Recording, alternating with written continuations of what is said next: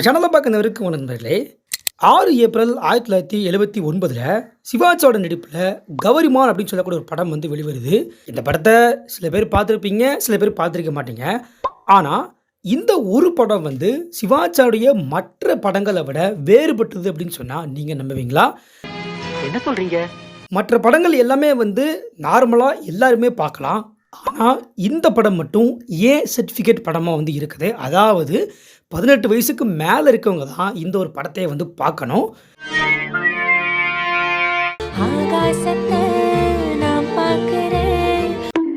ஏன் சர்டிஃபிகேட்டா ஒன்றும் புரியலையே, என்னது அப்படின்னு சொல்லி நீங்கள் எல்லாருமே வந்து யோசிப்பீங்க. ஸோ இன்னைக்கு நம்ம இந்த ஒரு வீடியோவில் ஏன் சர்டிஃபிகேட்னா என்ன, எதுக்கு அதை கொண்டு வந்து இந்த கவர்மெண்ட் படத்துக்கு கொடுத்தாங்க, அது மட்டும் இல்லாமல் எதுக்காக இந்த படம் மற்ற சிவாஜியோட படங்களை விட வேறுபட்டது, இதுக்கான காரணத்தை தான் நம்ம வந்து பார்க்க போகிறோம்.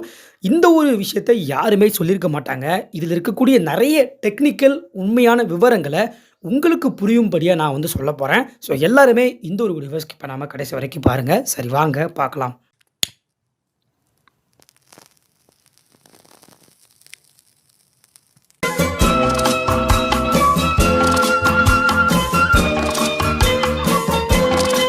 ஃபஸ்ட்டு வந்து இந்த படத்தை பற்றி கொஞ்சம் பார்த்துடலாம்.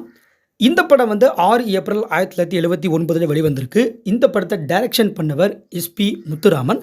இந்த படத்துக்கு கதை எழுதியவர் வந்து பஞ்சு அருணாச்சலம். இந்த படத்தில் சிவாஜி சார், பேஜே சுந்தரராஜன், ஸ்ரீதேவி, அப்புறம் விஜயகுமார் அப்படின்னு சொல்லி எக்கச்சக்க பேர் வந்து நடிச்சிருக்காங்க. இந்த படம் வந்து பார்த்திங்கன்னா ஒரு ட்ராமா அட்வென்ச்சர் மூவி அப்படின்ற ஒரு ஜானரில் வந்து வெளிவந்திருக்கு.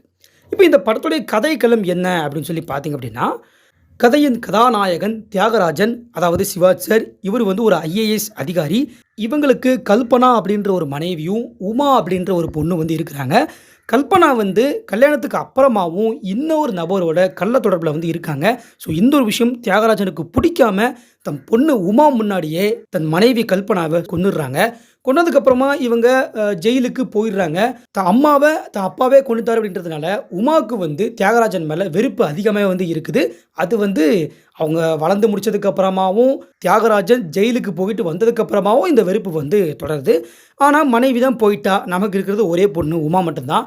தன் பொண்ணை எப்படியாவது கன்வின்ஸ் பண்ணி தன் பொண்ணு கூட சேர்ந்துடலாம் அப்படின்னு சொல்லி நிறைய டைம் தியாகராஜன் வந்து முயற்சி பண்ணுறாரு. ஆனால் இந்த வெறுப்பு வந்து இன்னுமே உமாவுக்கு வந்து தொடருது. அந்த டைமில் வந்து ராஜேஷ் அப்படின்ற ஒருத்தரை உமா வந்து காதலிக்கிறாங்க. ஆனால் ராஜேஷ் வந்து எப்படிப்பட்டவர்னு பார்த்திங்க அப்படின்னா, அவர் வந்து கொஞ்சம் கெட்டவர்.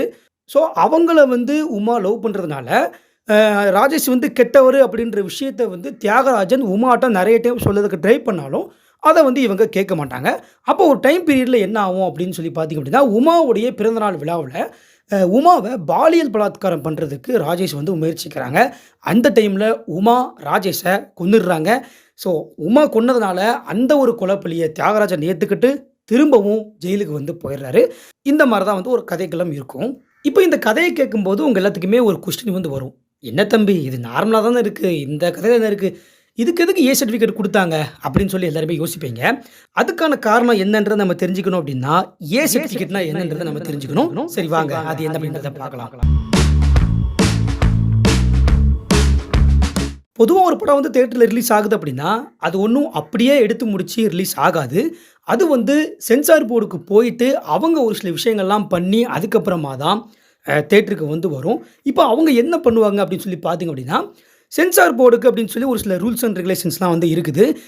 ஒரு படத்தில் வந்து இந்தந்த விஷயங்கள் காட்டணும், இந்தந்த விஷயங்கள் காட்டக்கூடாது அப்படின்னு சொல்லி சில ரூல்ஸ் அண்ட் ரெகுலேஷன்ஸ்லாம் இருக்குது.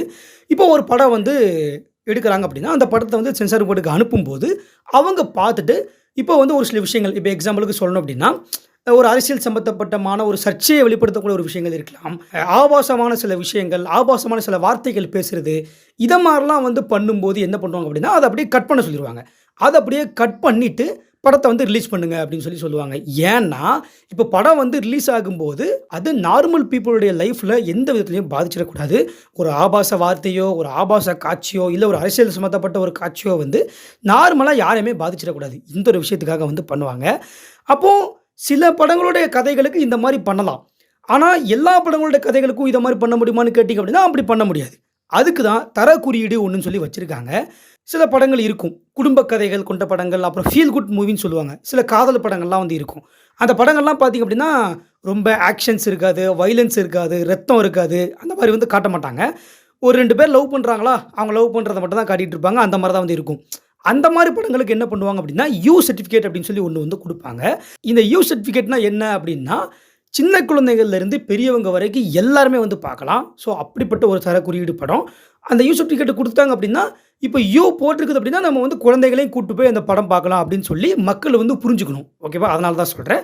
நெக்ஸ்ட்டு அடுத்த தரம் என்ன அப்படின்னா, யுஏ. இந்த யுஏ அப்படின்னா என்னன்னா, பொதுவா சில படங்கள்லாம் வந்து இருக்கும். ஆக்ஷன்ஸ் இருக்கும். லைக் ரொம்ப பெரிய ஆக்ஷன்ஸ் இருக்காது. பட் வந்து ஒரு சில இந்த கன்னு இந்த மாரி விஷயங்கள்லாம் வந்து படத்துல இருக்கும். இந்த மாரி படங்கள வந்து சின்ன குழந்தைங்களும் பார்க்கலாம். ஆனா, பெரியவங்களுடைய ஆதரவோட பார்க்கலாம். அப்பா, அம்மாவ கூட்டு போயிட்டு அவங்களோட இந்த மாரி படங்கள வந்து பார்க்கலாம் அப்படின்னு சொல்றதுக்காக தான் யுஏ அப்படின்னு சொல்லி வந்து போட்டிருப்பாங்க.